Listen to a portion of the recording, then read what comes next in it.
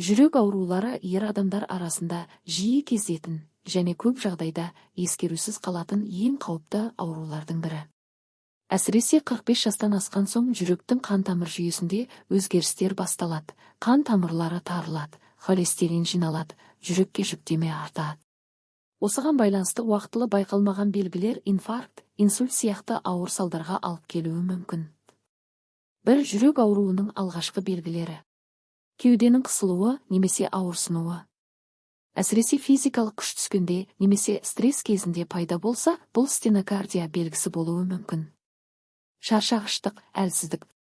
Тіпті күнделікті қарапайым істерден кейін қатты шаршап қалсаңыз, жүректің насостық қызметі әлсіреуі мүмкін.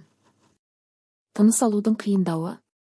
Баспалдақпен шыққанда немесе жаяу жүргенде дем жетпей қалуы жүрек жеткіліксіздігінің көрінісі.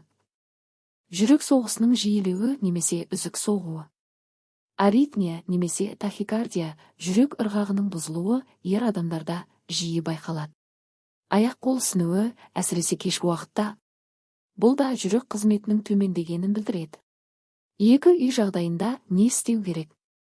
Қан қысымын күнде бақылап отыру. Таңертең және кешке өлшеп, өзгерістерді жазып отыру керек. Тұз бен майлы тағамды азайту. Холестерин мен қысымды арттырады.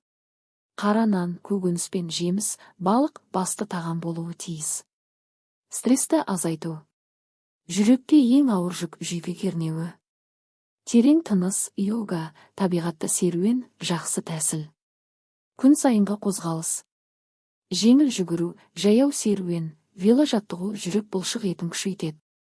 Тұрақты медициналық тексеру.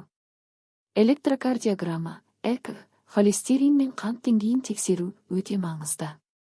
3. Қай кезде шұғыл дәрігерге бару керек? Кеудеде ұзақ қысым немесе ауырсыну пайда болса, жүрек соғысы тым жиілеп ентігу күшейсе, аяқ-қол жансызданса немесе әлсіреп қалсаңыз, тыныс тарылып үрейлену пайда болса. Қорытынды. Жүрек адамның қозғалтқышы. Оның алғашқы белгілерін уақытында байқап, өмір салтын өзгерту арқылы ұзақ әрі сапалы өмір сүруге болады. Денсаулықты күтуді ертеңге қалдырмаңыз.